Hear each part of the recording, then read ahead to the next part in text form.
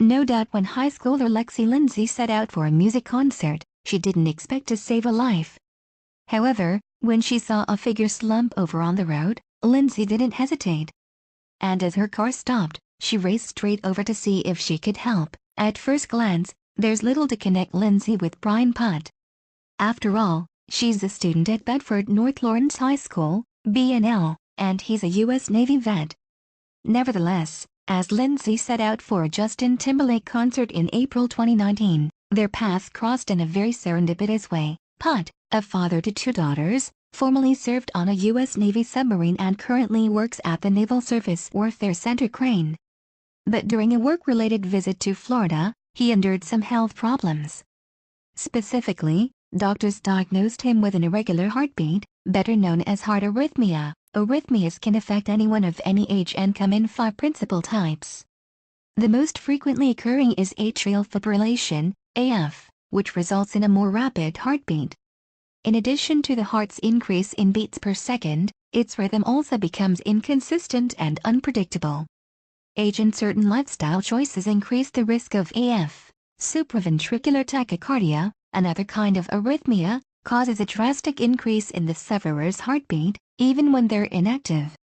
Meanwhile, bradycardia is almost the polar opposite, because it actually slows down the sufferer's heart rhythms. In the case of heart block, which has similar symptoms, the speed shift can even make sufferers pass out. The final and most uncommon form of arrhythmia is called ventricular fibrillation. It's also arguably the most dangerous, since its onset can quickly turn fatal. People with this kind of heart condition suffer from a rapid change in heartbeat frequency. The good news, though, is that there are ways to treat arrhythmias. For example, surgeons can implant arrhythmia sufferers with a cardioverter defibrillator, ICD, which are similar to external ones. You're probably more familiar with paddle defibrillators that emit an electric current to shock a person's heart into restarting.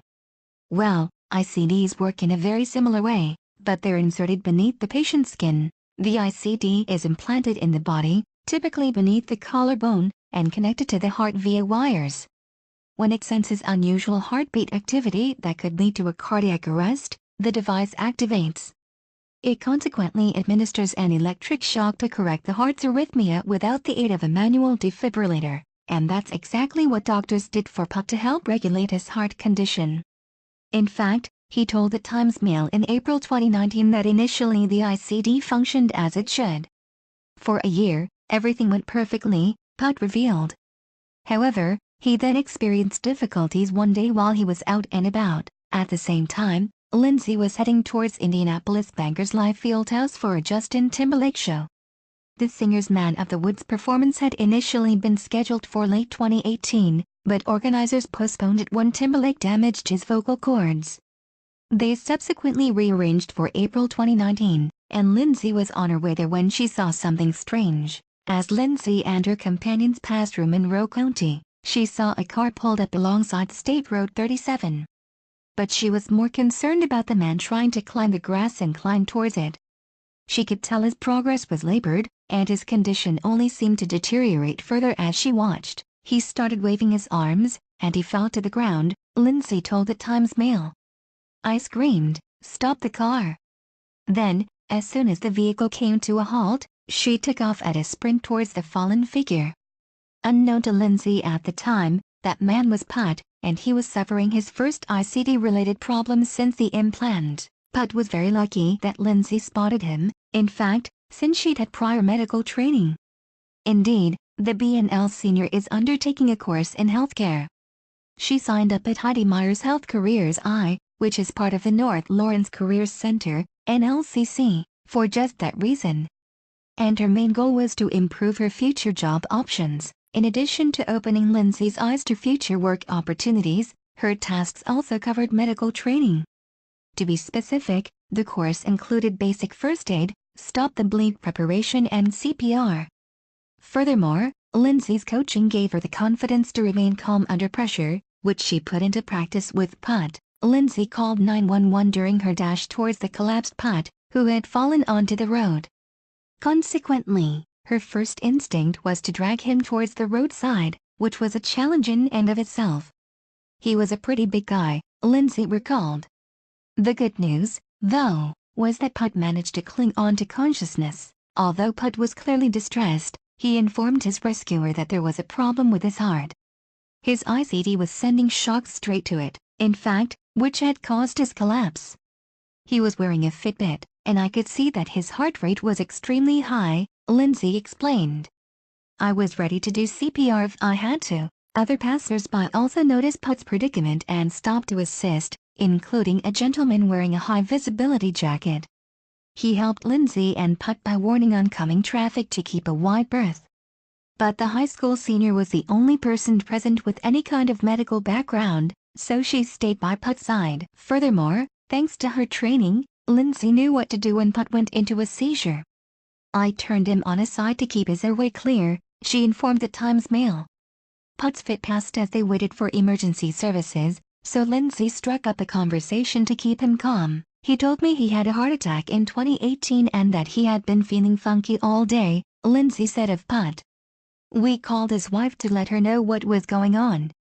During all the commotion, though, Lindsey didn't even get her patient's name. However, without her, Put might not be alive today. When the ambulance arrived, both Put and medical staff informed Lindsey that her prompt reaction had made all the difference. He told me and the imp told me that I saved his life, Lindsey recalled. It was only afterwards, though, during her trip to the concert, that the senior realized the importance of her actions. I cried later from the stress, Lindsey revealed. I'm so glad I knew what to do. If I hadn't had the class, I wouldn't have known what to do. Indeed, the teachers she later informed about the incident also agreed that her response was exemplary, and they told the Times-Mail as much. For example, NLCC's Health Careers and Medical Terminology teacher Terry Briscoe spoke very highly of Lindsey. Even if our students don't go into a health career, these classes introduce them to life skills, Briscoe explained. Because Lexi had taken the class, she was able to talk to him, tell him to take slow, deep breaths, which was very important. In addition, Lindsey's actions impressed her tutor, Heidi Myers. I love that she had the frame of mind to do what she did, Myers said. She had the calm presence of mind and skills to take care of that man until help arrived. His identity remained a mystery to Lindsey, however, but she hoped he was recovering well. It turns out that Put spent a couple of days in the hospital as doctors treated his heart using an ablation. It's a procedure that creates scar tissue on the heart muscles that are responsible for causing the patient's arrhythmia. There are two variations of it. Cryoablation freezes the target muscles and radiofrequency ablation burns them. In addition, the ablation should also prevent any unwanted electrical impulses from triggering arrhythmia in the future. As a result of the treatment, Put's ICD stopped shocking his heart and he returned to health. But he never forgot the young girl who saved his life, and it wasn't the last time that he would see her. Some of Put's work colleagues happened to be from Bedford, in fact, where his story reached the news. As a result, he eventually learned the name of his rescuer and then set out to thank her properly. The Navy vet paid a surprise visit to the NLCC during her class for just that reason. Indeed, Put made quite an entrance for the unsuspecting senior, complete with a bouquet of flowers. And he was greeted with an emotional response from Lindsey, who couldn't believe her eyes. To be precise, she broke out in floods of tears as Put wrapped her up in a grateful embrace. Put passed on gratitude not only from himself but also from the entirety of his family and friends. According to the Times-Mail, the choked-up Lindsey replied, "I'm just glad you're okay." The Navy vet then spent some time talking to his rescuer and her classmates about the events of that day. "I wanted you to know I'm more than just a bigger guy," the 6'2" tall Put teased, after reading Lindsey's description of him. He continued by revealing how seeing the article gave him an insight into Lindsey's point of view. Put indicated that it reminded him of his own daughter. "In fact, you're going down a path, and it gets altered," Put continued. He also suggested that it wasn't just Lindsey's training that drove her reaction either, although that was part of it. "What made you stop?" "It's something called character," Put told his audience. "What is that?" "It's doing the right thing when no one else will." From the Navy vet's point of view, in fact, he thinks that Lindsey has done more than save his life. Put believes that she's proven what young people are capable of when they rise to the occasion. You have so much character, you broke down a stereotype for your generation, Put told Lindsey. You guys are eating Tide Pods, Put joked to the assembled seniors. The Navy vet's underlying message was a serious one, though, and its relevance applied to everybody.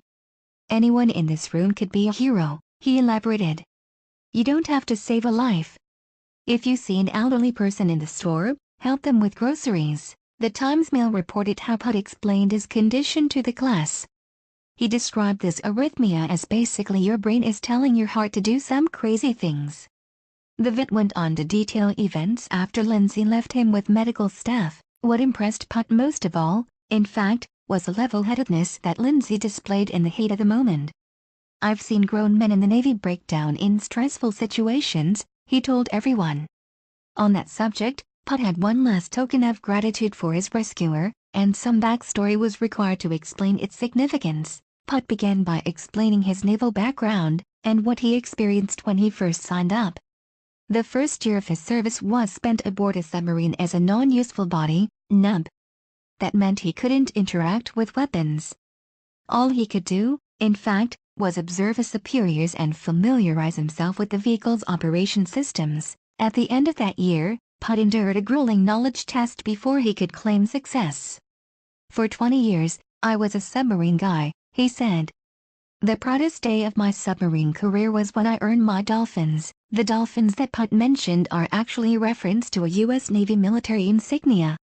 It dates back to 1923 and was designed by commanding officers to enable seniority to be identified at a glance. The emblem itself comprises 2 dolphins at either side of a submarine at sea.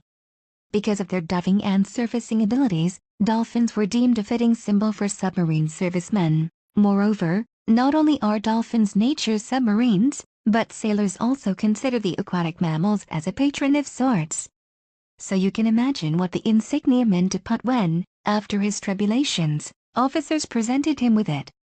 Put held up the pin and said, "You're not given these, you earn them. I was awarded them October 19, 1993, the serviceman explained." The Times-Mail recounted how he then presented Lindsey with his pin, telling her, "You earned them." No doubt Lindsey was overwhelmed by such an honor. "I'm just glad to know I helped," she said. "And that what I did actually meant something, and he's okay."